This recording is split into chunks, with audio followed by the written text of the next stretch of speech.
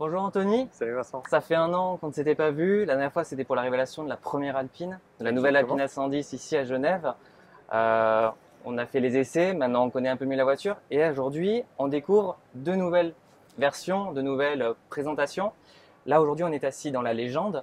Qu'est-ce que tu peux nous dire sur le travail un petit peu de cette légende en fait en particulier sur cette légende puisqu'on est à bord et aussi le travail sur la pure, ce travail du design, cette recherche. En fait, on est allé travailler cette A110 sur deux axes différents. On avait la première édition qui était vraiment orientée pour le passionné de conduite et le passionné de la marque. Donc c'était un petit peu le cœur de nos clients et puis un peu le fondement de la marque. Beaucoup de clin d'œil à l'A110 d'origine, euh, vraiment une orientation conduite pure et dure. Ce qu'on voit aujourd'hui, c'est qu'il y a beaucoup de clients aussi qui aiment plutôt le typage un peu plus GT, c'est-à-dire avoir peut-être une voiture un petit peu moins légère, avec un petit peu plus de confort, avec un petit peu plus un usage peut-être plus régulier ou sur des longues distances. Et donc on est venu créer cette légende sur cet axe-là. Ça veut dire quoi concrètement? Ça veut dire, voilà, on a un intérieur un petit peu plus sophistiqué, on a un intérieur qui est entièrement en cuir, qui vient en deux coloris, brun, c'est le coloris de cette version. L'autre voiture là-bas est en noir. Toujours les petites coutures bleues. Une finition carbone brillante pour donner un petit côté un petit peu plus chic. Un des points très importants, ben, on est assis aussi dessus déjà, c'est le C'est le siège. super siège, ouais. Très beau siège Sabelt, on était très fiers déjà du Ouais, les siège de la autres première sièges, ouais. édition, mais là on a un très très beau siège donc, avec 6 réglages, Mhm. hauteur, longitudinale, angle, etc. pour vraiment avoir la meilleure position de conduite. Le siège est un petit peu plus lourd mais il reste très très performant en masse. Voilà, très très beau siège, belle sellerie. On est venu ramener aussi des rangements. On J'ai voit le vu, rangement c'est central nouveau qui est quand ça. même. Oui, c'est nouveau. C'était pas présent. Est-ce que Et ça sera présent sur la première édition? en fait, on peut L'ajouter ensuite? l'ajouter ensuite. Et voilà, ça vient aussi à Ah, des questions c'est qu'on très a vues. pratique, ouais. C'est très pratique. Voilà, on a fait aussi la bagagerie pour le coffre. Et puis on a fait des petits accessoires. Ici, on a un Ah petit oui, on parle pas accessoire mal qui est un proto pour de. le moment, C'est mais encore un proto. ouais, c'est encore un proto, mais ça, on va le faire. Donc c'est un accessoire pour venir plugger une montre sur l'écran. Ça vient du concept car Vision. Vision qu'on avait fait. C'est Vision en fait. Voilà, et on s'est dit il faut le mettre dans la voiture en série. Et finalement, on a trouvé cette solution-là avec notre partenaire Tissot. Et voilà, et ce qui est vraiment sympa, c'est qu'on peut le dépluguer, le mettre au poignet, on peut le remettre. Voilà, je pense que c'est ces petits détails aussi qui donnent pas mal de saveur. Et donc ça sera accessible directement à l'achat pour chaque propriétaire d'une Exactement, légende. exactement. Voilà. D'accord.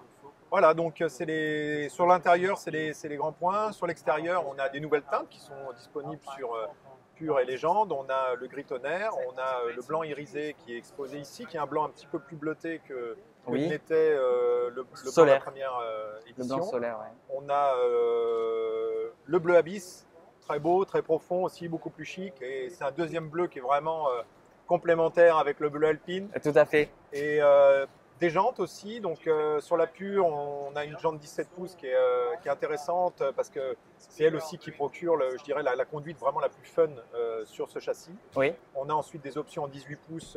Les voitures sont équipées ici sur le stand. Et une jante légende qui est sur cette voiture noire. Voilà, qui a un clin d'œil aux jantes De la qui 610, étaient, 100 qui étaient de la 110. Il y avait la 310 également. La 310 qu'il a reçue voilà, ensuite, dans ouais. les débuts des années 70. Voilà, donc il y en a pour tous les goûts. Et puis voilà, puis ça permet de raconter encore plein d'histoires.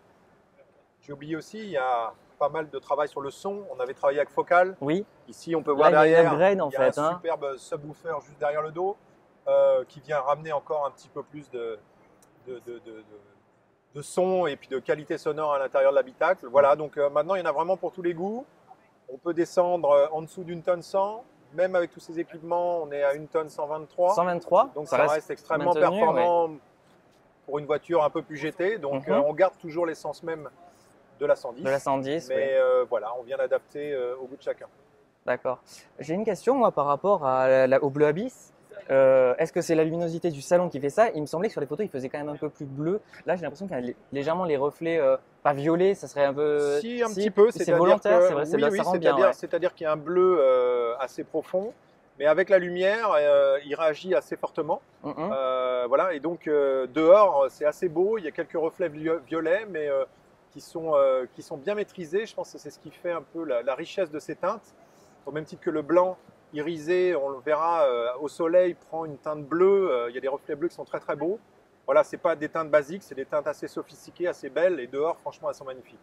Est-ce qu'on peut dire que le gris, c'est un peu le gris Daytona que chaque un peu marque sportive aimerait avoir? Est-ce qu'on peut le dire que c'est notre gris Daytona, que c'est le nouveau gris Daytona pour Alpine? Je ne sais pas si c'est le gris Daytona pour Alpine, mais c'est vrai qu'il y a des clients qui vont chercher quelque chose de plus raffiné, des teintes plus sophistiquées. Le bleu Abyss en est une, même les blancs sont des couleurs assez sophistiquées.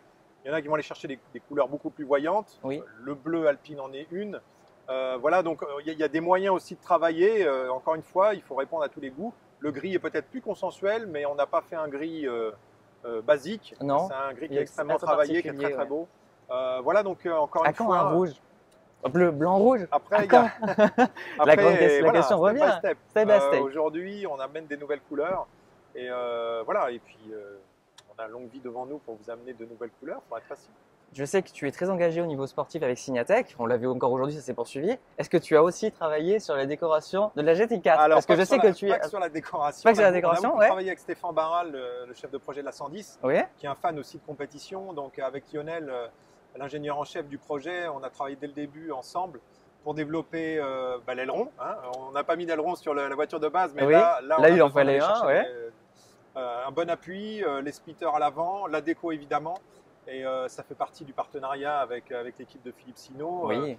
Voilà, on est passionné par les mêmes choses, et que ça soit sur la 470 cette année au WEC, ou sur la Cup, ou sur la GT4, on essaie de travailler main dans la main voilà, pour obtenir le meilleur de nos savoir-faire respectifs. Et puis maintenant, on peut piloter cette A110 en virtuel. Et moi, j'ai une petite anecdote.